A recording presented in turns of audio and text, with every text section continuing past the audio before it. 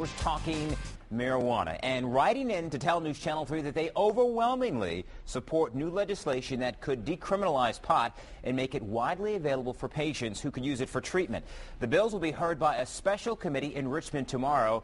Tonight, a cancer survivor talks only on 3 how pot helped her and why she'll be in Richmond to support the bills. Dan Torgman has her story. Breast cancer had taken a lot of Beth Fred Arcangelo, but never her peace of mind.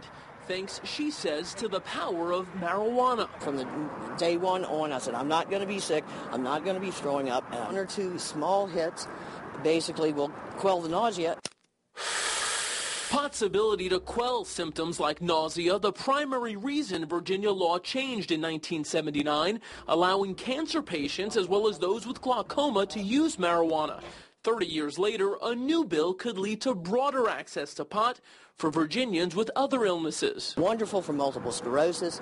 It is really good for, arthritis. It helps with the achy pains. It's just ridiculous for people to suffer when they have something that will take care of it, and they don't have to become stoners. Marijuana has positively affected hundreds of patients. Republican Delegate Harvey Morgan sponsoring the new medical marijuana legislation.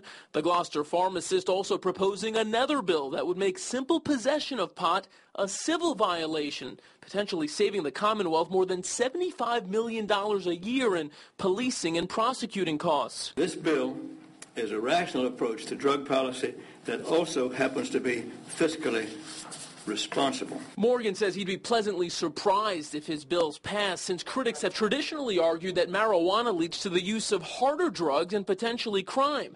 Virginia's House Court of Justice Committee to hold a hearing on the pot bills tomorrow. It is wonderful medicine. And decriminalizing it clearly has the backing of patients like Fred Arcangelo, who's been breast cancer free for 10 years. Her next battle, trying to change Virginia law. The odds once again appear stacked against her. In Hampton, Dan Torgman, News Channel 3.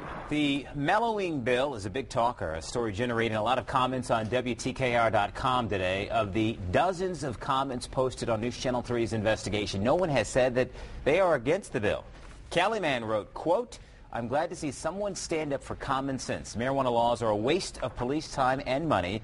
Marijuana leads to the munchie, not to harder drugs, end quote. WTKR.com user Not Happy wrote, quote, finally, somebody has got a clue.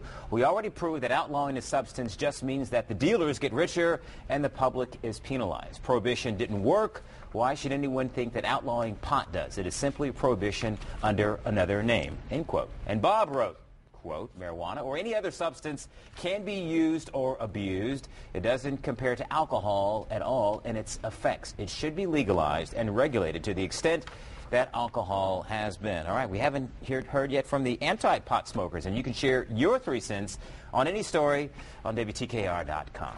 Meantime,